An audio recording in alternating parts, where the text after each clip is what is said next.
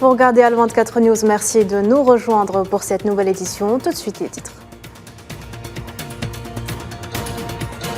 À la une, le président algérien a reçu mercredi l'ambassadrice des États-Unis à Alger. Elisabeth Moore-Oben a affirmé la volonté de son pays de coopérer avec l'Algérie dans le cadre de son mandat en tant que membre non permanent du Conseil de sécurité de l'ONU.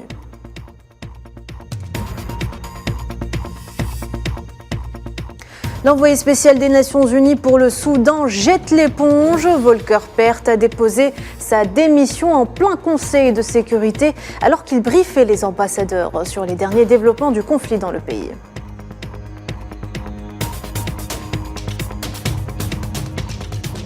Et puis reprise des affrontements meurtriers dans le camp de réfugiés palestiniens de Ain al-Hilwa au Liban. 5 personnes ont été tuées et au moins une quinzaine de blessés.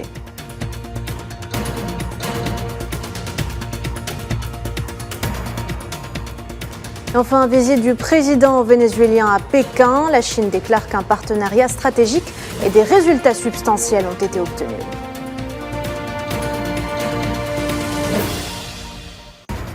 Bonjour à toutes et à tous. Le président algérien Abdelmadjid Tebboune a reçu mercredi à la présidence de la République l'ambassadrice des États-Unis d'Amérique à Alger, Elisabeth Moore-Oben.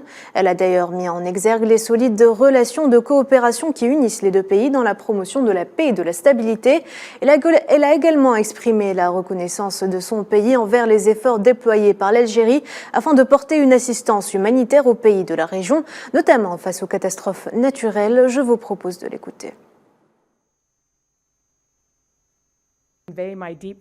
Tout d'abord, je remercie le président Abdelmadjid Tebboune pour l'accueil qu'il m'a réservé. Nous avons abordé nos relations bilatérales qui unissent l'Algérie et les États-Unis. Nous avons également abordé les questions relatives à la paix et à la sécurité dans la région. Cette rencontre fut l'occasion pour moi d'exprimer au président la reconnaissance des États-Unis pour les efforts colossaux consentis par l'Algérie pour soutenir les pays voisins, notamment en ce qui concerne les catastrophes naturelles qui ont fait des milliers de victimes.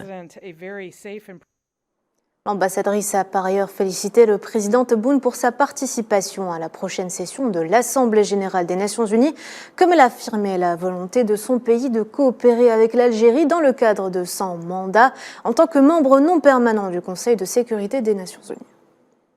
J'ai souhaité au président un voyage agréable à New York dans le cadre de sa participation aux travaux de l'Assemblée générale des Nations unies. Les États-Unis sont prêts à coopérer avec l'Algérie durant son mandat au sein du Conseil de sécurité et au Conseil des droits de l'homme. Être membre de ces deux conseils onusiens est un grand honneur et une responsabilité dans le même temps.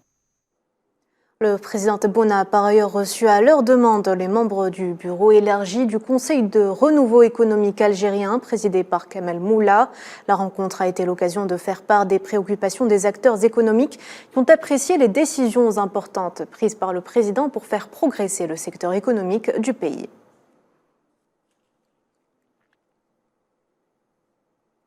Le chef de la diplomatie algérienne, Ahmed Attaf, a reçu mercredi un appel téléphonique de son homologue italien, Antonio Tajani, dans lequel les deux parties ont abordé la situation de la région du Sahel.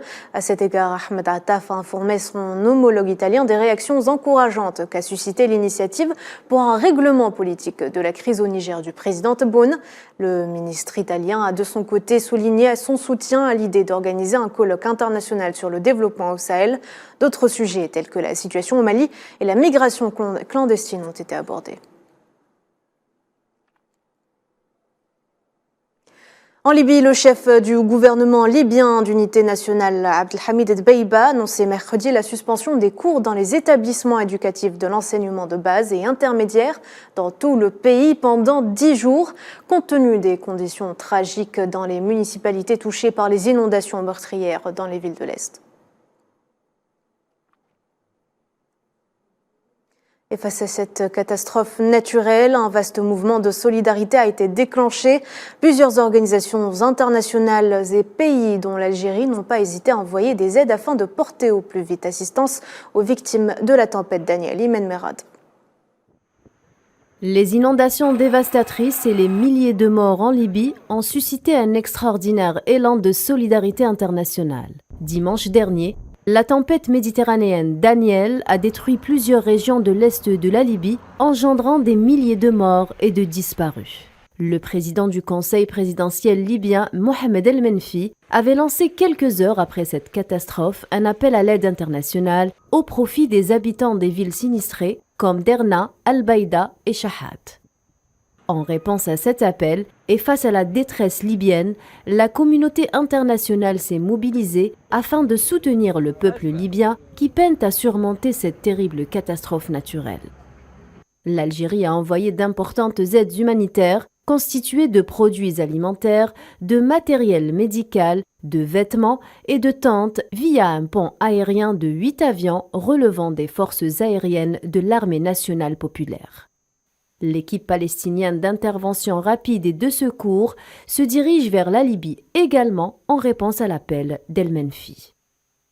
Après avoir décrété 3 jours de deuil, le président égyptien Abdel Fattah el-Sisi a ordonné à l'armée d'apporter toutes les aides humanitaires possibles à la Libye, des équipes de sauvetage, des équipements et des campements pour abriter les rescapés.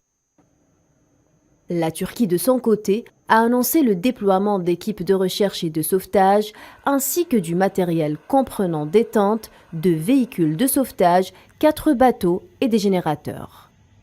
La Jordanie a envoyé un avion transportant des tentes, des couvertures, des matelas et des colis de nourriture. La Tunisie, quant à elle, a envoyé un avion militaire transportant du matériel médical et une équipe de recherche et de sauvetage.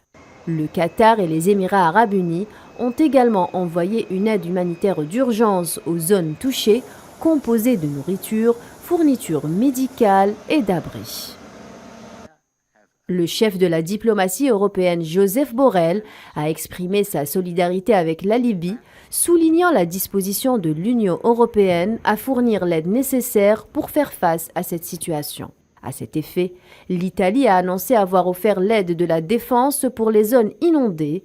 La France, de son côté, a décidé de déployer un hôpital de campagne en Libye pour venir en aide aux populations sinistrées. Le nombre de décès ne cesse d'accroître et pourrait atteindre des milliers dans les jours à venir. Une véritable tragédie qui touche de plein fouet la Libye. Et les directions le Maroc où les secouristes intensifient leurs efforts pour venir en aide aux villages de montagne dévastés par le violent séisme qui a frappé le pays. Les espoirs de retrouver des survivants s'amenuisent près de 6 jours après la catastrophe. Et dans les villages du Haut-Atlas, les conditions de vie se dégradent. Les habitants espèrent trouver au plus vite un abri. Naïla Hamouda.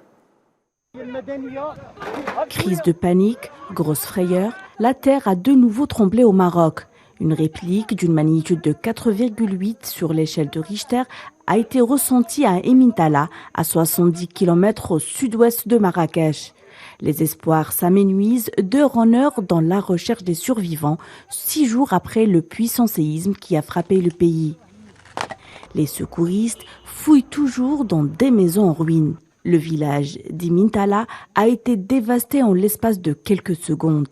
Les conditions de vie sont choquantes. ONG et bénévoles tentent tant bien que mal d'aider. Nous voulons le transfert de ces personnes à Marrakech. Nous les aiderons nous-mêmes. S'ils restent ici sous les tentes, ils souffriront beaucoup car ils sont dans une montagne. Nous n'avons pas besoin d'aide pour la nourriture. Les gens ne meurent pas de faim, mais ils peuvent mourir à cause de la neige et du froid. Dans les montagnes, le séisme a coupé du monde plusieurs localités déjà difficiles d'accès. Les aides arrivent au compte-gouttes. Des aides très attendues par les habitants qui ont tout perdu en quelques secondes. Réduits à néant, ils espèrent avoir un abri.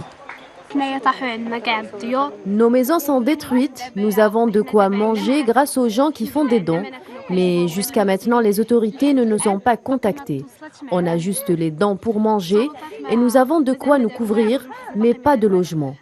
Bientôt, il commencera à pleuvoir, il fera de plus en plus froid et nous serons complètement démunis.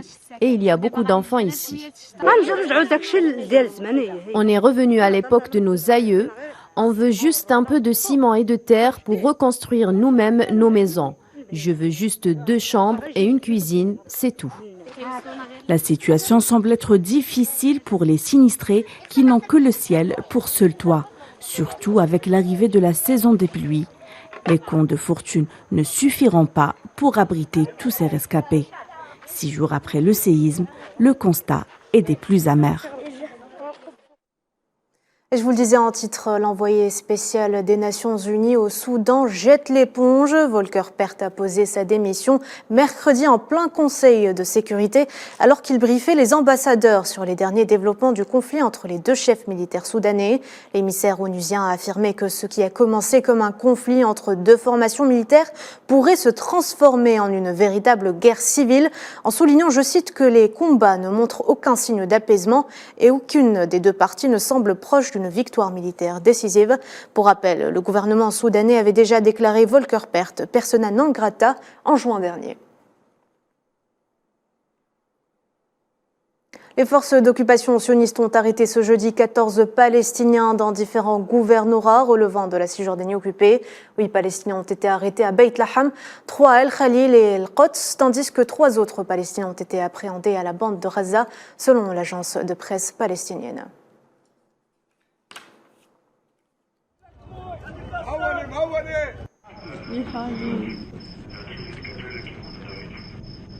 Au moins 5 personnes ont été tuées, 15 autres blessées mercredi lors de nouveaux affrontements dans le camp de réfugiés palestiniens de Ain al-Helwa, dans la ville libanaise de Saïda. Selon l'agence de presse libanaise, les affrontements ont éclaté entre le mouvement Fatah et des groupes d'extrémistes, au cours desquels des armes lourdes et des roquettes ont été utilisées. Le nombre total de victimes des affrontements armés depuis leur déclenchement jeudi dernier dans le camp de Ain al-Helwa s'élève ainsi à 12 morts et plus de 100 blessés. Et c'est avec une grande cérémonie de bienvenue que le président chinois Xi Jinping a accueilli mercredi son homologue vénézuélien Nicolás Maduro en visite à Pékin au palais de l'Assemblée du peuple.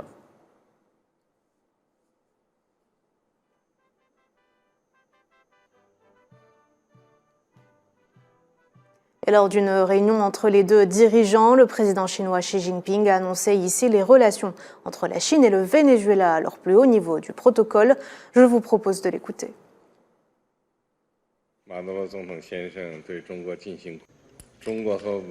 Je souhaite chaleureusement la bienvenue au président Maduro à l'occasion de sa visite d'État en Chine. Il s'agit de votre 5e visite en Chine depuis que vous êtes devenu président, ce qui reflète pleinement l'amitié fraternelle entre la Chine et le Venezuela. De son côté, le président Maduro a annoncé que son pays a signé de nombreux accords, notamment un symbolique de coopération aérospatiale, prévoyant l'envoi d'un premier Vénézuélien sur la Lune. Nous avons déclaré qu'il s'agissait d'un partenariat stratégique dans toute la mesure du possible. Nous irons jusqu'à la Lune pour que la Chine et le Venezuela atteignent un stade splendide. À l'issue de cette rencontre, Pékin a déclaré qu'un partenariat stratégique et des résultats substantiels ont été obtenus entre la Chine et le Venezuela. La porte-parole du ministère chinois des Affaires étrangères a ajouté que des dizaines d'accords de coopération ont été signés, atteignant conjointement un consensus dans divers domaines.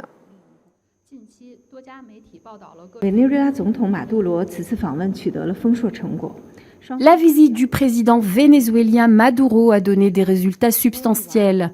Les deux parties ont publié une déclaration commune sur l'établissement d'un partenariat stratégique entre la Chine et la République bolivarienne du Venezuela. Nous avons signé des dizaines d'accords de coopération, parvenant conjointement à un consensus dans divers domaines, notamment l'économie, le commerce, la culture, le tourisme, l'aérospatiale, l'aviation civile, la science, la technologie et les médias.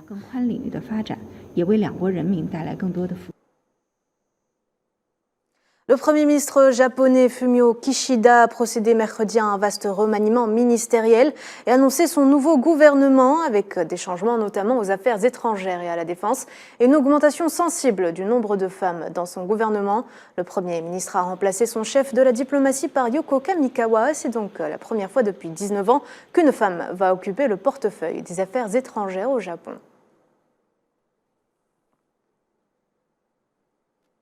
Voilà, c'est la fin de ce journal. Merci de l'avoir suivi. L'actualité continue sur Al24 News. À ce soir.